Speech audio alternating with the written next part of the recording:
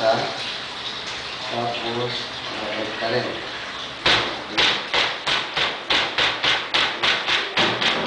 French bread.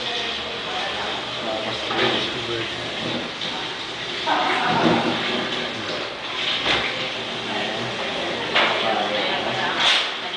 yan. Ganito lang kahaba. Huwag pa ka yung ganito.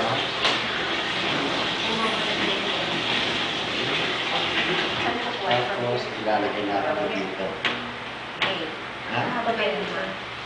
Ganyan lang kahaba. Oh, kasi wala tayong iman. Hindi pwede pahabain kasi pagka pinahaba natin ito ng mahaba, pagka naluto yan, tabi-tabi niya. Ha? So, ganito lang. Ganito lang kahaba. Ha? Yan. French bread. Isa pa. French bread.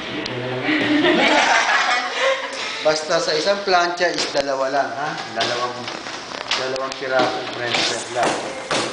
Sige. Abot. Yung antak na po.